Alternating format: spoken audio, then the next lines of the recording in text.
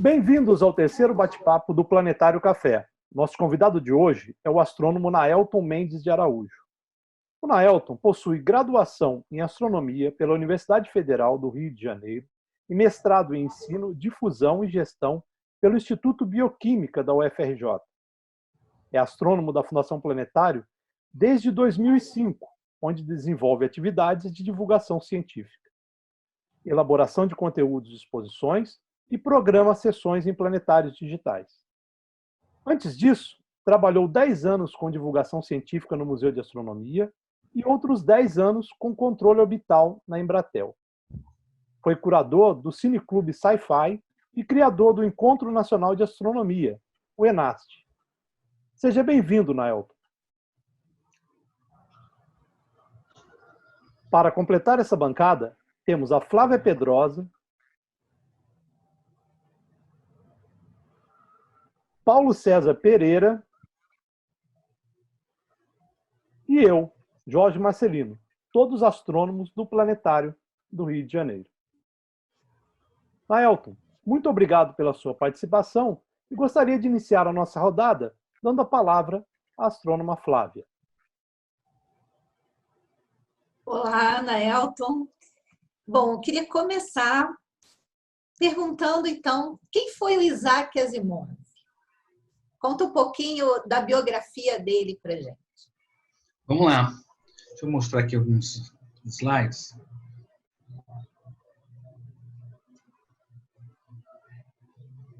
Beleza? Vamos lá, então.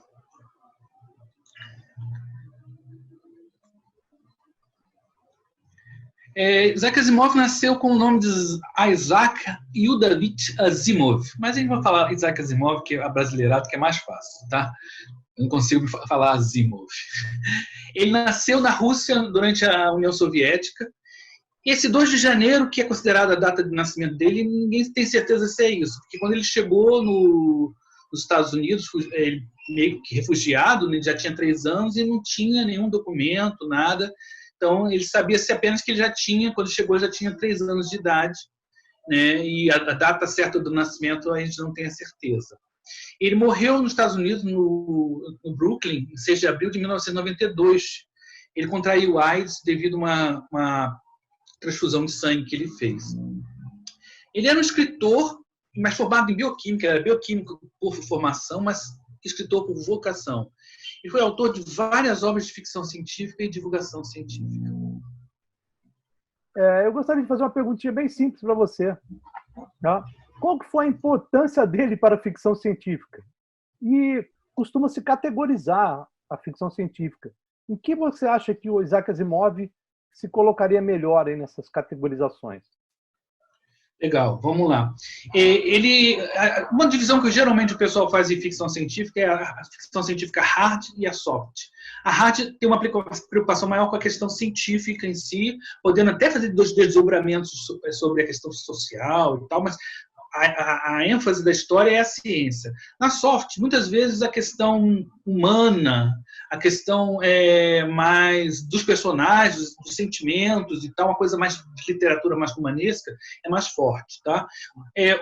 Para deslocalizar o Asimov, é interessante a gente ter algumas coisas importantes sobre a carreira dele. Ele foi um escritor muito prolífico, ele escreveu muito, muito mesmo. Uma conta por baixo, pessimista, ele teria que ter feito pelo menos 463 obras, livros completos fechados, fora guias, ensaios, contos e tudo mais.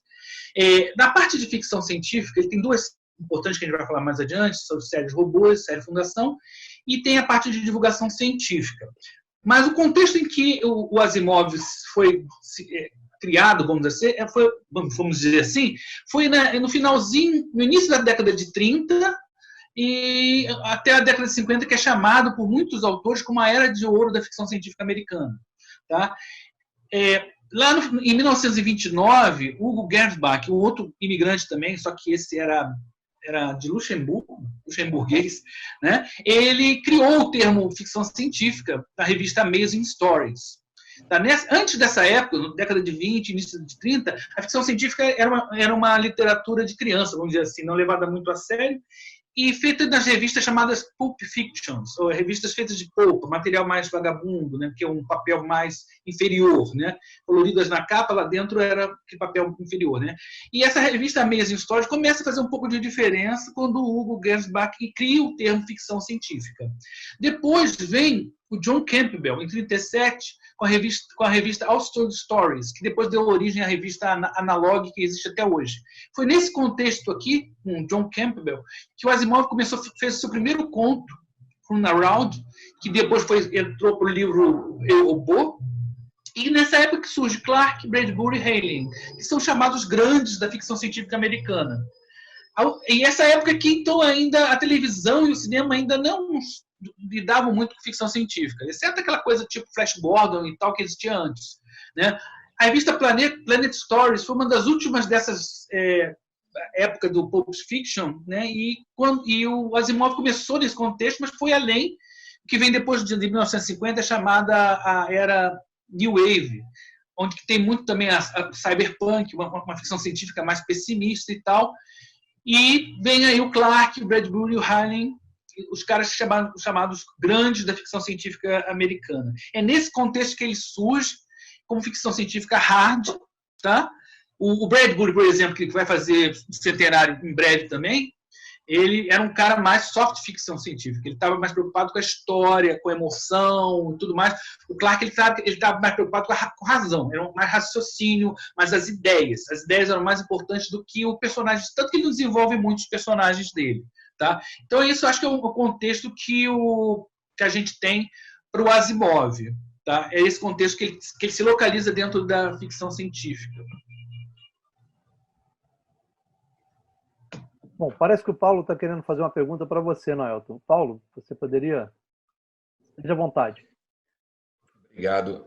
Queria agradecer a participação em mais um programa. Tá? É sempre muito bom estar rodeado por astros de tão elevada magnitude absoluta. Bem, eu posso estar enganado, Noelton, me corrija, tá?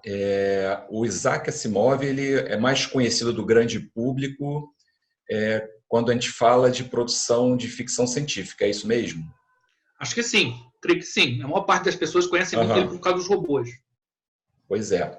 Eu tive um primeiro contato, e eu acho que permanece até hoje, com o lado dele de divulgador científico, né? Inclusive, eu tenho aqui vários livros do Isaac Asimov nessa linha, né? Um sobre Marte, outro sobre Saturno, mais um sobre Alpha Centauri, que é a estrela mais próxima, né, da Terra, e mais um, o Colapso do Universo, onde ele discute o buraco negro. Quer dizer,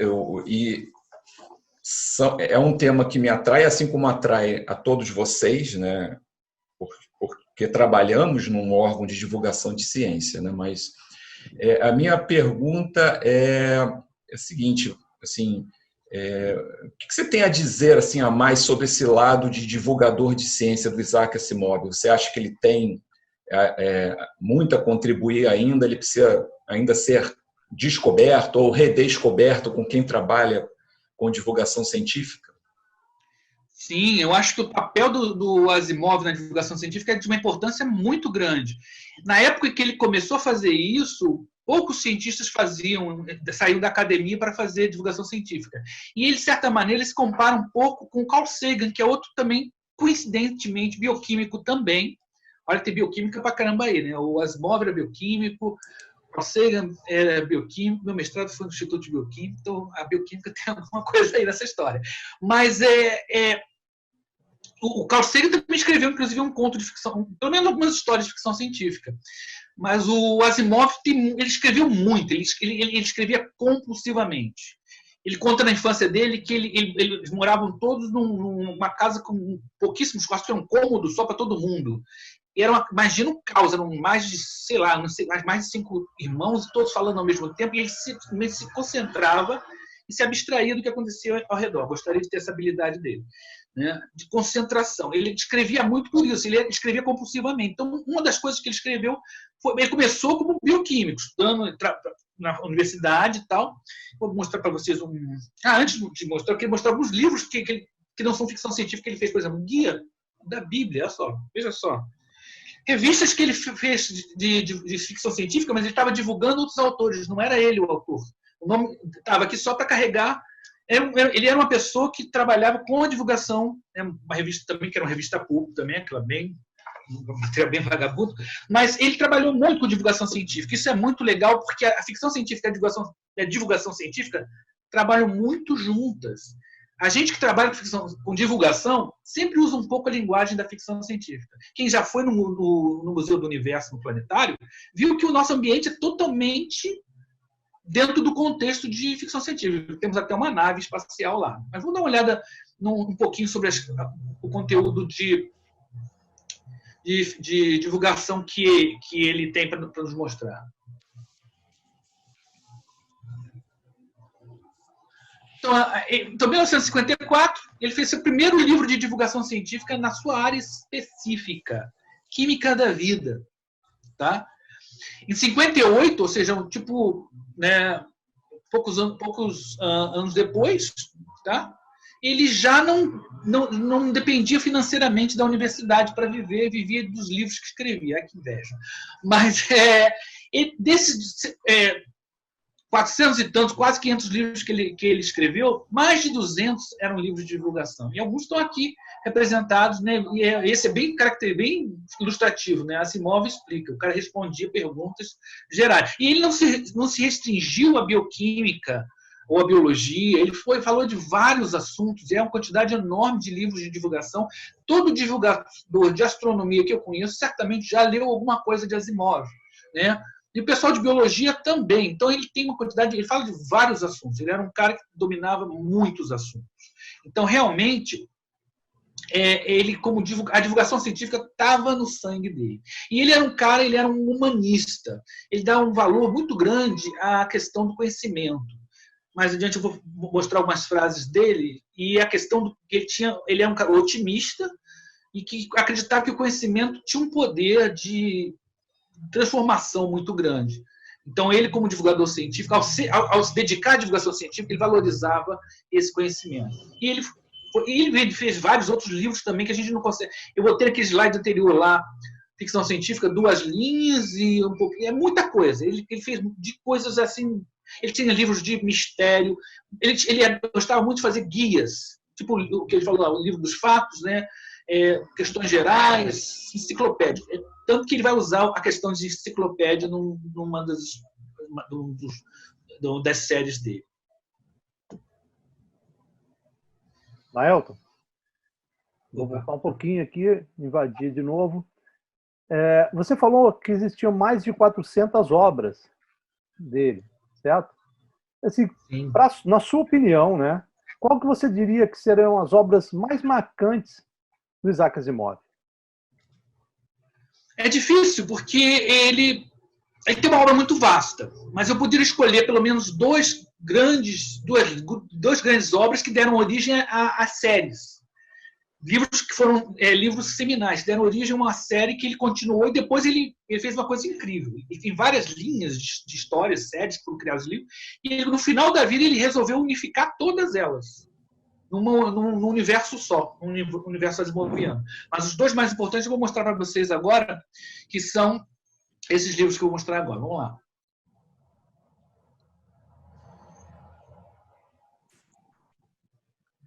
O primeiro deles é o Eu, Robô, de 1950. O livro Eu, Robô continha 9 contos sobre robôs.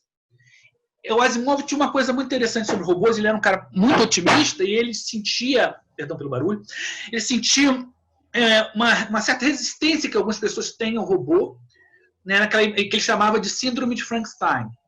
Lembrando Frankenstein da Mary Shelley, que foi o primeiro livro de ficção científica, e que a vida artificial era uma coisa negativa sempre, e que ia roubar empregos, e que ia matar as pessoas. Então ele começou a desenvolver a ideia de que os robôs deveriam ser grandes aliados da humanidade. Nesse livro, Eu, Robô, o Asimov, esse aqui tem algumas capas, né, inclusive do círculo do livro, né, algumas, né, infelizmente o meu Eu, Robô, eu não consegui localizar meu exemplar, e ele faz 9 contos, todos baseados em 3 leis, as 3 leis da robótica. Aqui aparecem 2 filmes, né, baseados nos robôs do Asimov, um deles chamado Eu, Robô, do Will Smith, que pouco tem a ver com o livro. Não tem nada a ver com o livro. São uns personagens só que aparecem, mas no livro os personagens são menos importantes do que as ideias. Né? Então, eles têm 9 contos baseados em 3 leis que ele cria. Aqui tem o famoso Homem Bicentenário, que foi com Robin Williams, também uma obra que é vagamente inspirada num conto do Asimov. Eu vou falar para vocês rapidamente sobre as 3 leis. Por que isso é importante? Porque isso vai ficar claro como o Asimov pensava. Ele pensava sempre de uma maneira muito científica, muito lógica. E nós que lidamos com ciência sabemos que as leis da ciência são muito fundamentais. É a partir das leis da ciência que a gente vai desenvolver nosso raciocínio. A gente fica buscando leis. A lei da gravidade, a lei da relatividade, a lei das relações matemáticas. Então, por exemplo, no primeiro, ele desenvolveu essas leis que tirou da cabeça dele lá, da robótica, a ciência que ele inventou. Né, pelo menos na cabeça dele. A primeira lei: um robô não pode ferir um ser humano, ou por inação permitir que um ser humano sofra algum mal. Esse desenho no primeiro conto dele, que aparece no livro Eu, Robô, chamado Robbie ou Ronald, que é um robô babá que cuida de uma criança, para mostrar que o robô não pode oferecer nenhum risco a uma pessoa. Então, imagina, se você confia no robô para cuidar do seu filho, você confia no robô para qualquer coisa. Vamos continuar. Segunda lei: um robô deve obedecer às ordens que lhe são dadas por seres humanos, exceto nos casos em que tais ordens contrariem a primeira lei. Então, vem aqui a imagem de um robô auxiliando uma pessoa deficiente, por exemplo. Né? A palavra robô vem de uma expressão, eu não lembro de qual língua eslava, não sei se é tcheco, acho que é tcheco, que é robota, que significa escravo. Tá? Ou seja, o robô ele é feito para servir o seu senhor. Né? Então, se o robô não pode fazer mal a você, e ele sempre vai obedecer a você, exceto quando você pedir que ele faça alguma coisa, algum mal a algum ser humano. Então, o robô já de imediato não serve para a guerra. Tá? Isso é muito interessante. Vamos continuar.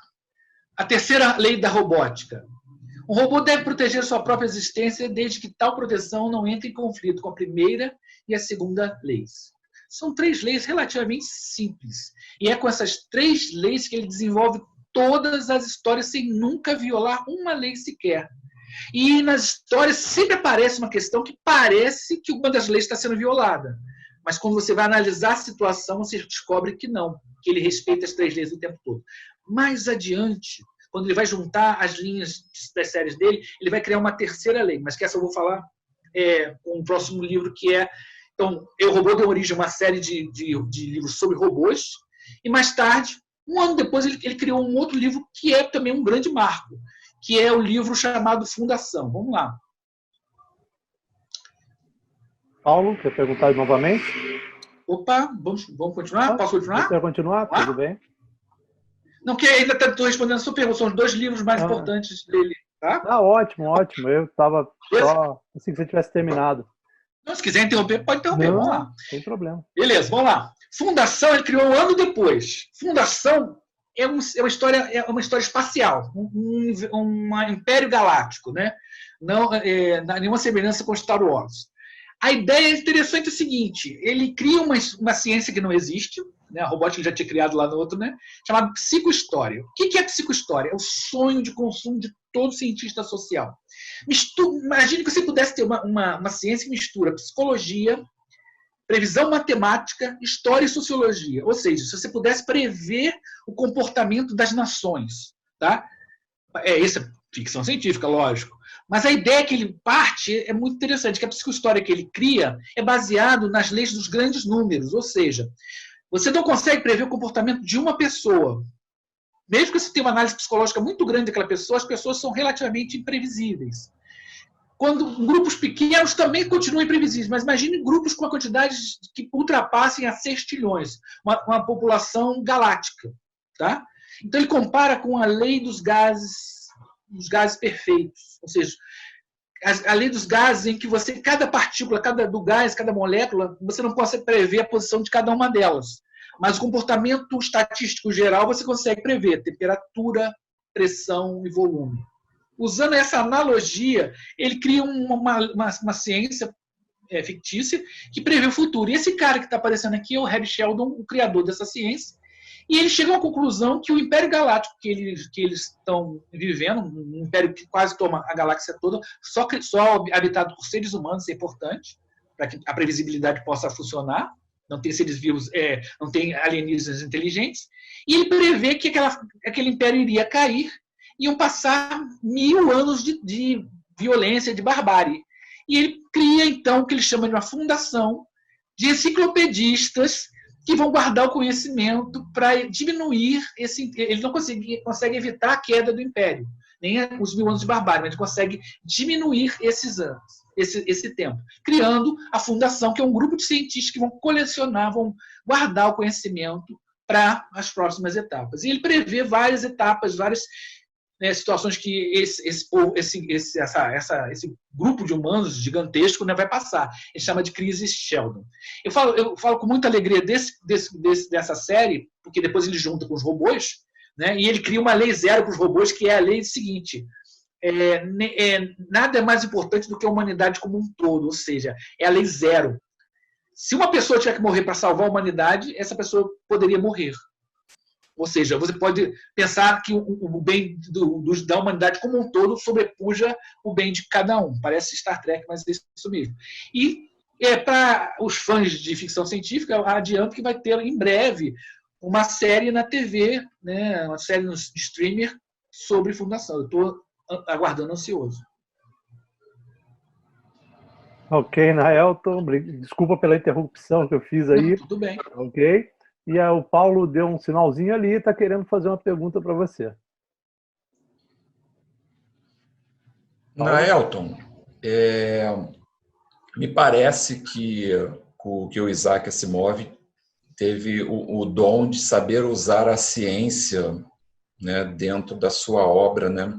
Me parece que ele tinha algum domínio da ciência. É verdade, primeiro, é isso mesmo, né? Ele tinha algum domínio de ciência? Essa é a minha primeira pergunta. Ele dominava a ciência? E segundo, se havia esse domínio de ciência, na sua obra você consegue enxergar algum momento onde ele faça uma aplicação da ciência de maneira não ortodoxa? Assim, ele meio que anteveu, mesmo que não venha a se realizar, né, algum recurso tecnológico nas suas obras? Sim. Ele era muito antenado, ele era um bioquímico, ele dava aula na universidade, ele era acadêmico, né? E um homem que lia de tudo, e era muito instruído, né? Então, o que acontece? Tem várias histórias dele. Eu, por exemplo, estou com um livro aqui, Anéis de Saturno, é uma história dele em que ele passa numa das luas de Saturno, Mimas, né? E ele já estava antenado com que a NASA, isso já é mais no tempo das sondas espaciais, ele sabia que era uma lua gelada.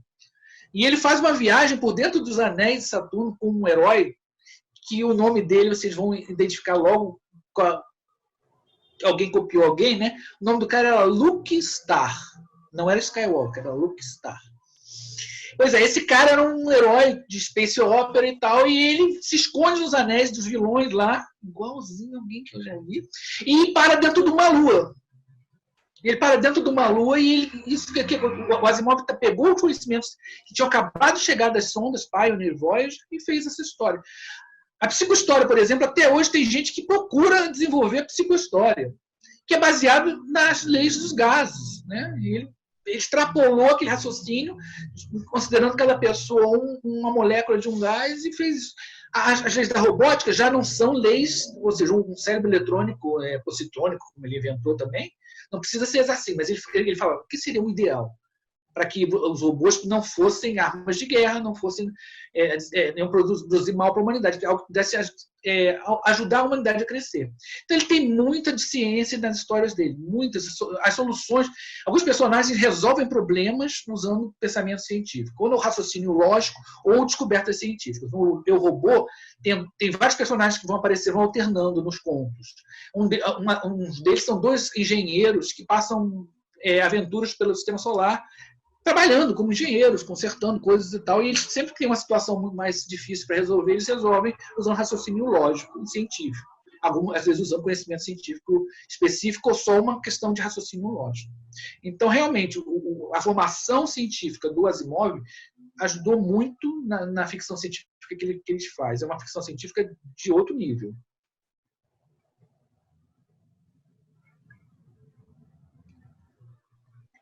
Flávia? Acho que a Flávia também tem uma pergunta para você agora, Naelton.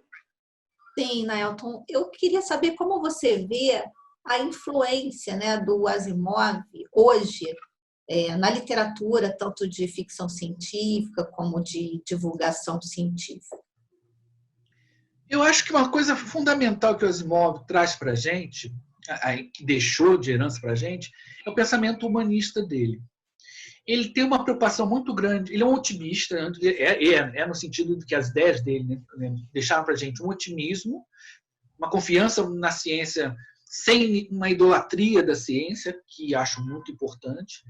Ele tem uma visão humanista no sentido de que a humanidade deve escolher o conhecimento sempre. Trouxe umas frases dele que eu gostaria de deixar com vocês e com as pessoas que estão nos assistindo, para entender um pouco do que eu estou falando aqui sobre o pensamento humanista dele.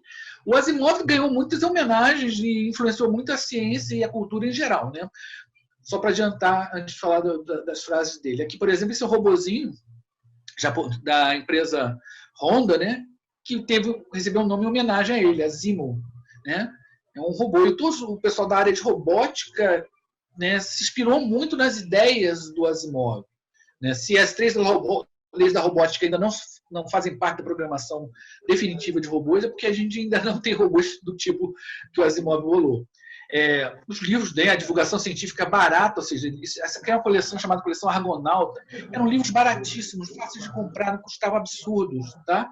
Então, a ciência para as massas, né? Essa aqui é a revista Científica América, que trouxe também um exemplar só falando sobre ele. Esse aqui é uma pedaço da página do JPL, né? É o Jet Propulsion Laboratory da NASA, e sobre o asteroide que recebeu o nome dele, o 5020, Asimov. Aqui o filme, né, do Homem Bicentenário, ou seja, a influência dele na cultura. Mas o que eu acho mais importante do que a influência dele na tecnologia, na cultura, até as previsões que as pessoas costumam atribuir a ele, como o smartphone, ecologia, questões ecológicas e tudo mais, o que eu acho mais importante que o Asimov nos deixa é o seu pensamento sobre o conhecimento e sobre o desenvolvimento científico. De certa maneira, é muito parecido com o Carl Sagan. O Carl Sagan fala coisas que estão na mesma sintonia dele. Por exemplo, essa frase: o aspecto mais triste da vida de hoje é que a ciência ganha em conhecimento mais rapidamente que a sociedade em sabedoria. Ele coloca o conhecimento como uma ferramenta poderosa que a sociedade não sabe usar. As pessoas não têm intimidade com a ciência para poder decidir coisas que a ciência, cada dia que passa, influencia mais a vida das pessoas. É curioso como as pessoas não conhecem ciência, os seus representantes políticos não conhecem ciência e vão ter que decidir sobre questões científicas. Então, toda a questão ética e de avanço tecnológico de hoje em dia passa pelo esse raciocínio do Asimov. Outra frase importante dele, vou botar aqui também: o anti-intelectualismo tem sido uma ameaça constante. Pode esperar passar o barulho.